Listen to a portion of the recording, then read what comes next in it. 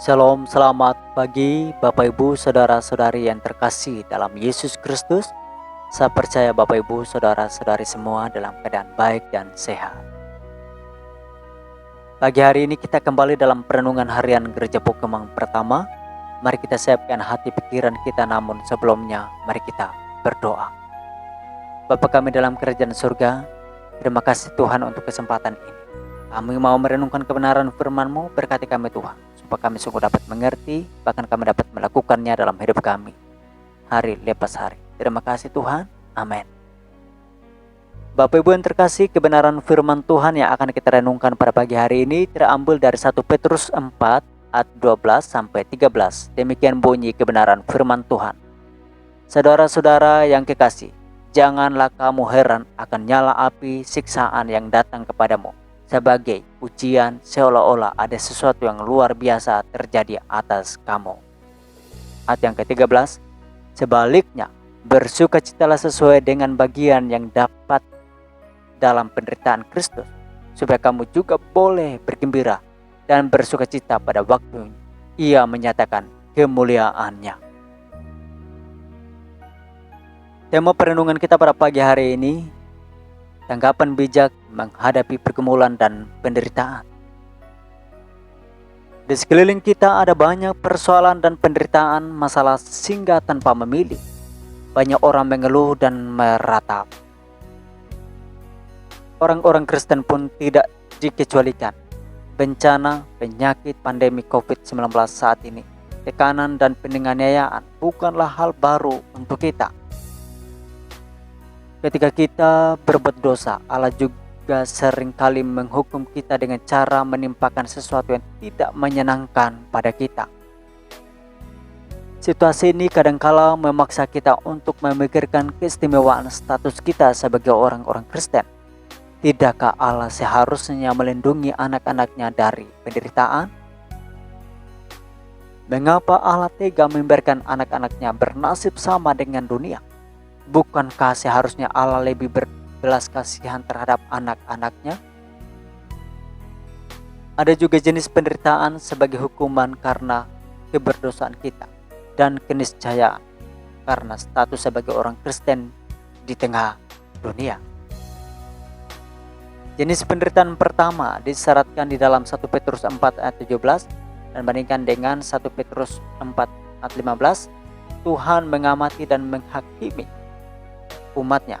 Allah menganjar dosa kita dengan hukuman.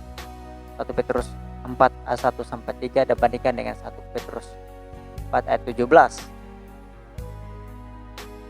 Jenis penderitaan yang kedua tunjukkan melalui ungkapan-ungkapan seperti karena nama Kristus, sebagai orang Kristen, karena kehendak Allah,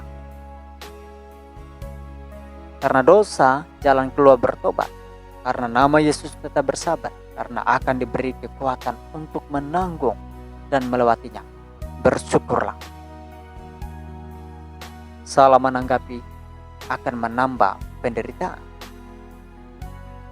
Sebab memang firman Tuhan berkata di 2 Timotius 3 ayat 1, pada hari-hari terakhir akan datang masa yang sukar.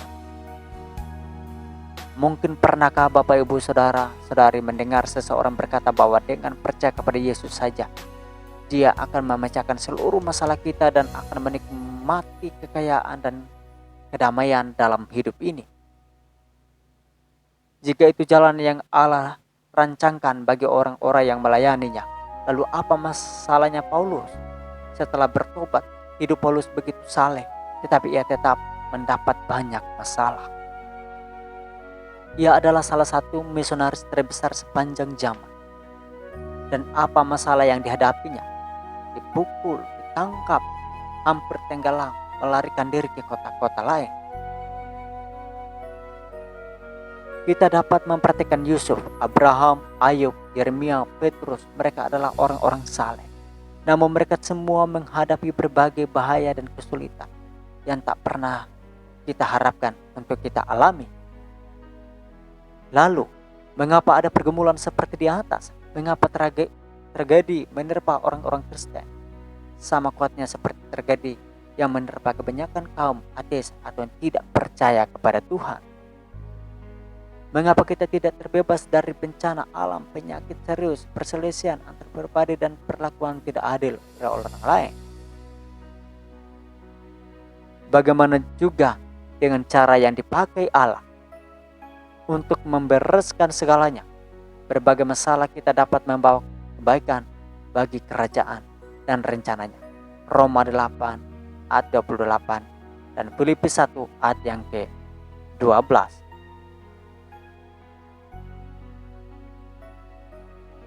Ketika kita berbuat dosa, Allah juga seringkali menghukum kita dengan cara menimpakan sesuatu yang tidak menyenangkan pada kita. Tugas kita adalah memuliakan Allah dalam keadaan apapun. Jika kita melakukan hal itu, maka pergumulan kita akan dapat mengarahkan orang lain kepada Sang Juru Selamat. Saat kita berhasil mencapai tujuan utama kita, yakni untuk mendapatkan kedamaian dan upah di surga, Allah mengizinkan ujian kehidupan menimpa kita, bukan untuk menghambat, melainkan untuk menumbuhkan iman kita semakin hari semakin teguh dan tak tergoyahkan.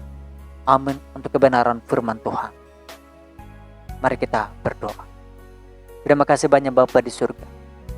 Berikanlah kami hikmat Tuhan, supaya kami dapat menanggapi setiap pergumulan dan penderitaan datang kepada kami, merupakan bagian dari rancangan Allah untuk membuat kami semakin hari semakin mengenal kasih dan pertolongan Tuhan dalam hidup kami, dan kami dimampukan untuk kami melewati semua pergumulan dan penderitaan bersama dengan Kristus, dan pada akhirnya kami akan menjadi orang-orang yang tangguh, dan pada akhirnya kami akan menjadi orang-orang pemenang, karena Kristus Tuhan kami telah mengalahkan maut, telah mengalahkan segala penderitaan, sakit, penyakit, dan kami pun akan bersama dengan Kristus menjadi orang-orang pemenang. Terima kasih Tuhan, ini doa kami. Haleluya. Amin.